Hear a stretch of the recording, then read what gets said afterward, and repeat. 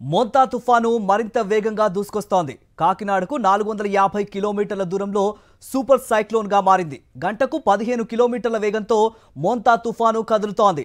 తీర ప్రాంతంలో తీవ్రమైన ఈదురు గాలులు వీస్తున్నాయి. భారీ వర్షాలతో కోస్తాంధ్ర తడిసి ముద్దవుతోంది. పశ్చిమ వాయువ్య దిశగా మోంతా తుఫాను కదులుతోంది. మంగళవారం ఉదయానికి సూపర్ సైక్లోన్ పెను తుఫానుగా మారనుంది.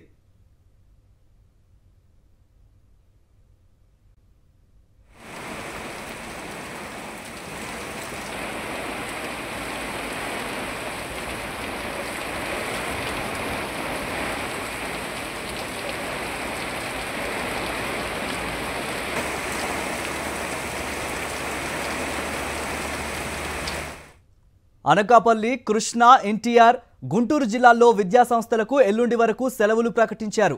పశ్చిమ గోదావరి, ఏలూరు, బాపట్ల, వైఎస్ఆర్ జిల్లాలో విద్యాసంస్థలకు మంగళవారం వరకు సెలవులు ప్రకటించారు. శ్రీకాకుళం నుంచి నెల్లూరు జిల్లా వరకు వాతావరణ శాఖ అధికారులు రెడ్ అలర్ట్ జారీ చేశారు. రాయలసీమ జిల్లాలకు ఆరెంజ్ అలర్ట్ జారీ చేశారు. మత్స్యకారులు 5 రోజుల పాటు వేటకు వెళ్లొద్దన్నారు. అన్ని పోర్టుల్లో ప్రమాద హెచ్చరికలను అధికారులు జారీ చేశారు. మంగళవారం భారీ నుంచి అతి భారీ వర్షాలు కురిసే అవకాశం ఉందని అధికారులు తెలిపారు. 1-2 చోట్ల అత్యంత భారీ వర్ష సూచనలు ఉన్నట్లు చెప్పారు. తీర ప్రాంతాల్లో ఉండే ప్రజల కోసం అధికారులు పునరావాస కేంద్రాలను ఏర్పాటు చేశారు.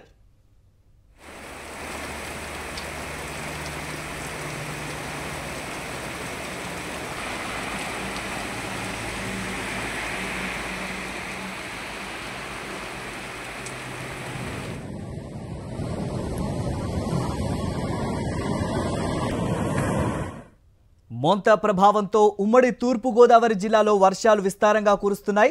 ఓడలరేవు, ఎస్ యానం, అంతర్వేది తీర ప్రాంతాల్లో సముద్రం అల్లకల్లోలంగా ఉంది. ఓడలరేవు తీరంలో అలలు ఉవ్వెత్తున ఎగిసిపడుతున్నాయి. ఓఎన్జీసీ ప్రాసెసింగ్ ప్లాంట్ గోడను సముద్రపు అలలు తాకుతున్నాయి. కెరటాల ప్రభావంతో గ్రామంలో ఇప్పటికే చాలా ప్రాంతం కడలి గర్భంలో కలిసిపోయింది. ప్రస్తుతం ఏర్పడిన తుఫానుతో ఏమవుతోందరని స్థానికుల్లో ఆందోళన వ్యక్తమవుతోంది.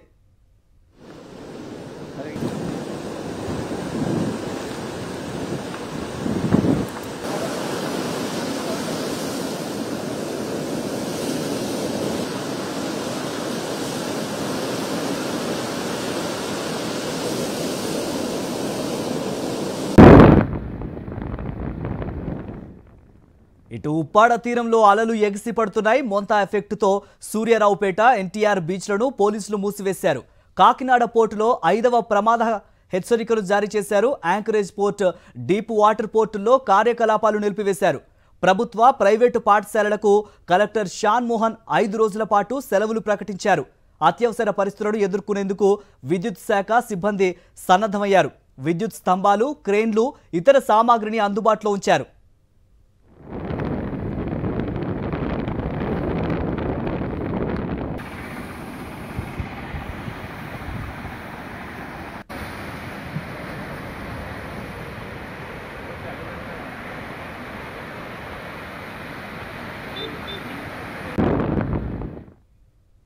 మోంతా తుఫాను ప్రభావంతో ఉమ్మడి విశాఖ జిల్లా వ్యాప్తంగా భారీ వర్షాలు కురుస్తున్నాయి.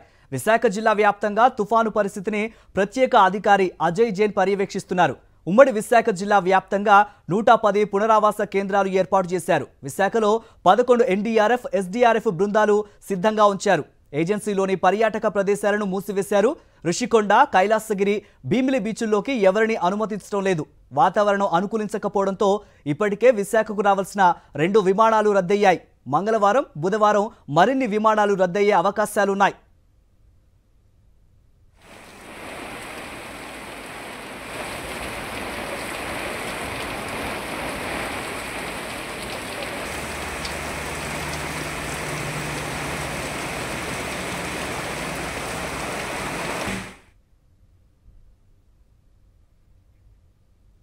మోంతా తుఫాను నేపథ్యంలో ఉమ్మడి గుంటూరు, పల్నాడు, బాపట్ల జిల్లాల కలెక్టర్లు అప్రమత్తమయ్యారు.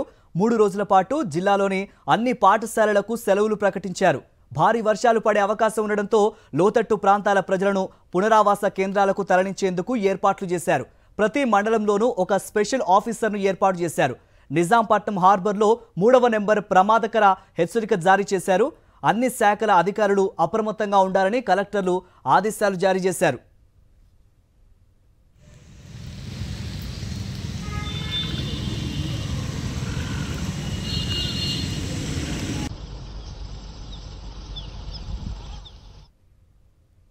మోంతా తుఫాను ప్రభావంతో రేపు విజయవాడలో 16 సెంటీమీటర్లకు పైగా వర్షపాతం నమోదయ్యే అవకాశం ఉందని వాతావరణ శాఖ తెలిపింది. అత్యవసరం అయితే తప్ప ఇళ్లలో నుంచి బయటకు రావద్దని సూచించింది. తుఫాను తీవ్రత ఎక్కువైతే దుకాణాలు, మాల్స్ మూసివేయాలని విజ్ఞప్తి చేశారు మున్సిపల్ అధికారులు. ప్రజలకు కావలసిన నిత్యావసరాలు ముందుగానే తెచ్చుకోవాలని విజ్ఞప్తి చేశారు. మరోవైపు ముంచుకొస్తోన్న సైక్లోన్ నేపథ్యంలో కృష్ణా జిల్లా అధికారులు అలర్ట్ అయ్యారు. జిల్లాలో 188 పునరావాస కేంద్రాలు ఉన్నాయని కలెక్టర్ డీకే బాలాజీ వివరించారు.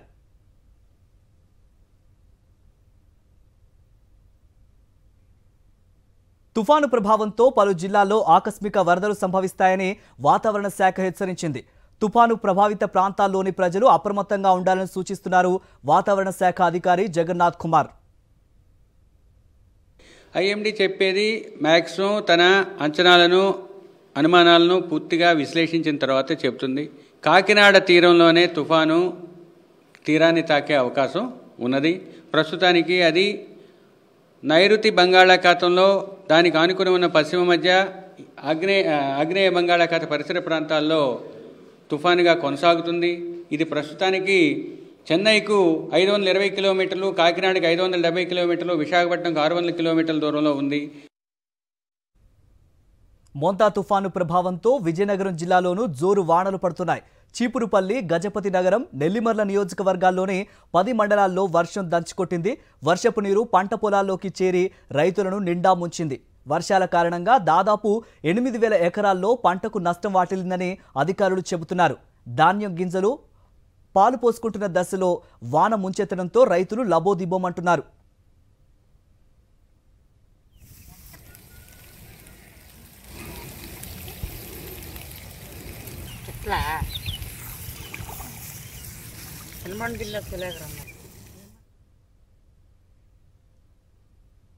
సైక్లోన్ ప్రభావంతో కర్నూలు జిల్లా ఆదోనిలో కుండపోత వర్షం కురిసింది. ఏకదాటిగా గంటకు పైగా వర్షం పడింది. దీంతో లోతట్టు ప్రాంతాలు పూర్తిగా జలమయమయ్యాయి. రోడ్లు నీట మునిగాయి. వర్షపు నీరు ముంచెత్తడంతో వాహనదారులు తీవ్ర ఇబ్బందులు పడ్డారు. కాలనీలోకి వరద నీరు చేరి ప్రజలు అవస్థలు పడ్డారు.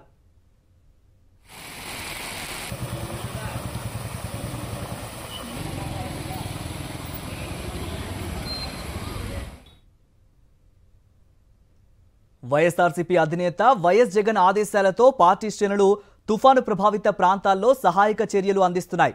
విశాఖలోని వేలంపేటలో మాజీ ఎమ్మెల్యే వాసుపల్లి గణేష్ నిత్యావసర సరుకులు పంపిణీ చేశారు. లోతట్టు ప్రాంత ప్రజలకు అండగా నిలిచారు. ప్రజలంతా అప్రమత్తంగా ఉండాలని సూచించారు.